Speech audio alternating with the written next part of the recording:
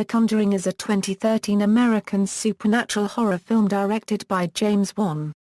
Vera Farmiga and Patrick Wilson star as Ed and Lorraine Warren, who were American paranormal investigators and authors associated with prominent cases of haunting. Their reports inspired the Amityville Horror. The Warrens come to the assistance of the Perron family, who are experiencing increasingly disturbing events in their farmhouse in Rhode Island in 1971. The Conjuring was released in the United States and Canada on July 19, 2013, and in the United Kingdom and India on August 6, 2013. The film opened to generally positive reviews, and grossed over $318 million worldwide from its $20 million budget, making it one of the highest-grossing horror films of all time. Plot: in 1971, Roger and Carolyn Perron move into a dilapidated farmhouse in Harrisville, Rhode Island with their 5 daughters Andrea, Nancy, Christine, Cindy, and April. During the first day, their move goes smoothly, though their dog Sadie refuses to enter the house and one of the daughters finds a boarded-up entrance to a cellar. The next morning, Carolyn wakes up with a mysterious bruise and Sadie is found lying dead outside the house by April, the youngest daughter, who also finds a strange music box. Over the next several days, various instances of paranormal disturbance occur, most notably when Christine and Nancy are attacked one night by an unseen figure behind their door. The activity culminates one night while Roger is away in Florida. After hearing various clapping and giggling noises, and seeing the picture frames shattered on the stairs, Carolyn is locked up in the cellar. Later Cindy, one of the daughters, is awakened after sleepwalking into her sister Andrea's room and she sees a spirit on top of a wardrobe in the room that leaps on and attacks Andrea. Carolyn contacts noted paranormal investigators Ed and Lorraine Warren to help her family. The Warrens conduct an initial investigation and conclude that the house may require an exorcism, but they needed authorization from the Catholic Church and further evidence before they can proceed. While researching the history of the house, Ed and Lorraine discover that the house once belonged to an accused witch, Bathsheba, who tried to sacrifice her week-old child to the devil and killed herself in 1863 after cursing all who would take her land. The property was once more than 200 acres but has since been divided up into smaller parcels. They find reports of numerous murders and suicides in houses that have since been built upon parcels that were once part of the property. Ed and Lorraine return to the house to gather evidence to receive authorization for the exorcism. Cindy again sleepwalks into Andrea's room and reveals a secret passage behind the wardrobe. Lorraine enters the passage and falls through the floorboards into the cellar, where she sees the spirit of a woman whom Bathsheba had long ago possessed and used to kill her child. Another of the Perron children, Nancy, is violently dragged by her hair along the floor by an unseen force. The Perron family decides to take refuge at a hotel while Ed and Lorraine take their evidence to the church to arrange an exorcism. While the Warrens are on their way home, their daughter is attacked in their own home by the spirit of Bathsheba, though Ed arrives in time to prevent her from being harmed. Carolyn, now possessed by the spirit of Bathsheba, takes 2 of her daughters, Christine and April, and drives back to the house.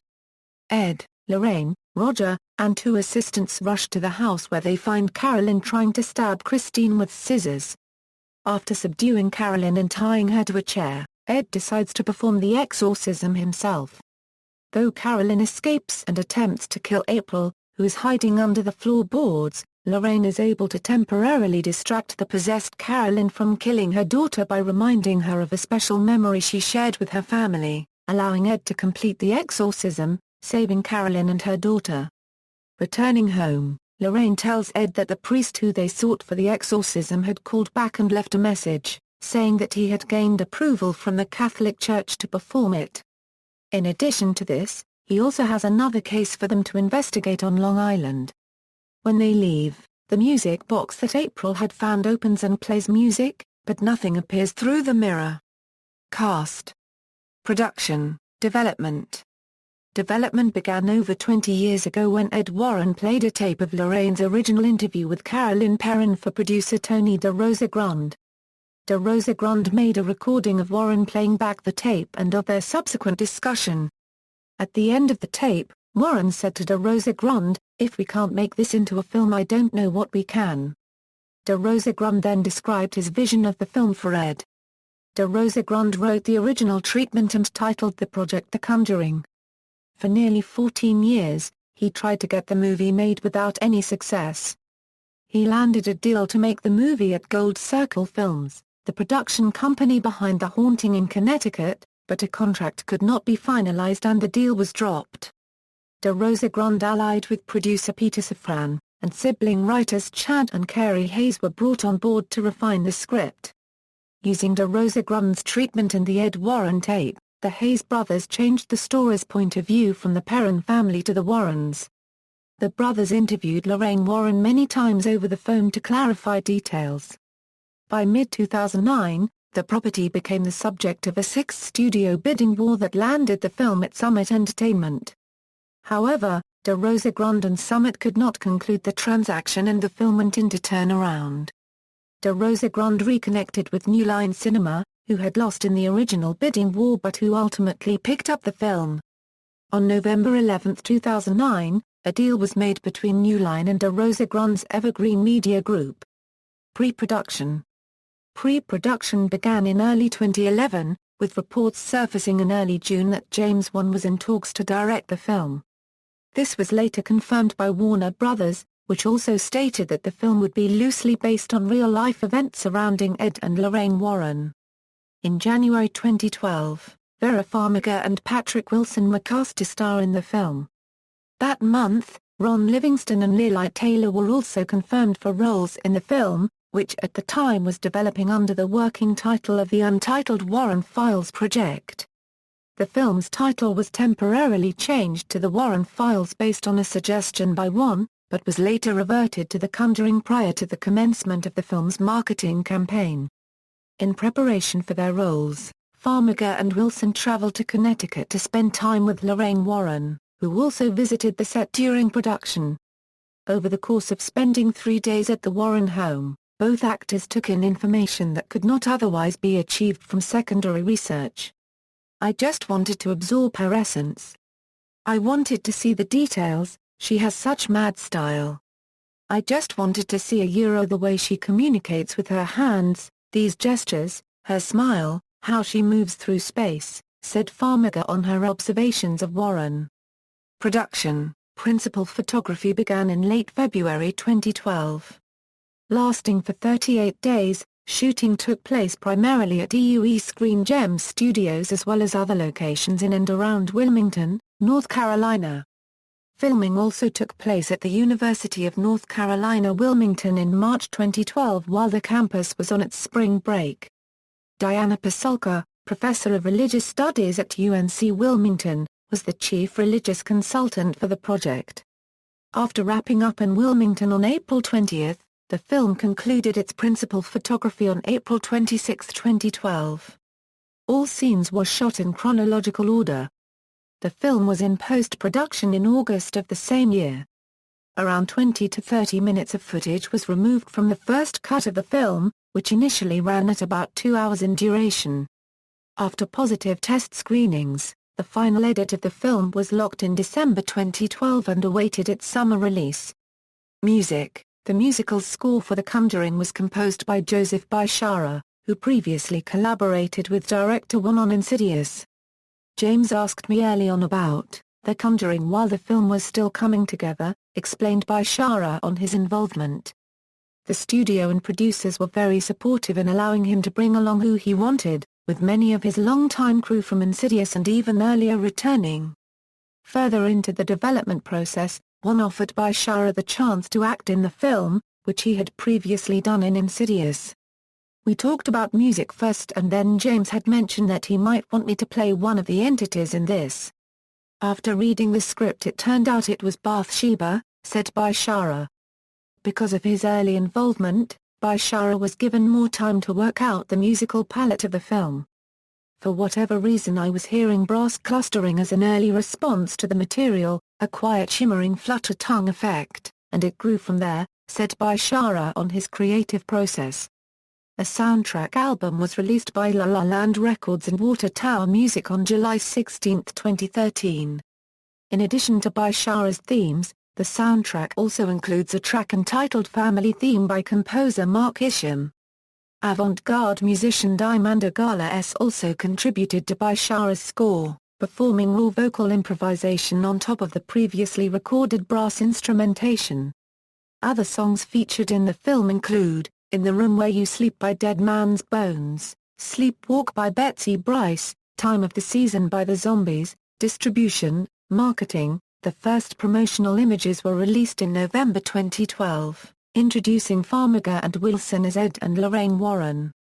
A teaser trailer, previously shown at the 2012 New York Comic Con, kicked off the film's marketing campaign in February 2013. Throughout the campaign, the film was promoted heavily as based on a true story. In the weeks leading up to the film's release, trailers and TV spots began to feature the real-life Perron family. This was followed by a featurette entitled The Devil's Hour, in which Lorraine Warren and other paranormal investigators explain some of the supernatural occurrences seen in the film. Theatrical release. Warner Bros. And New Line Cinema initially intended to release The Conjuring in early 2013, but decided on a summer release date after gaining a positive reception from test audiences.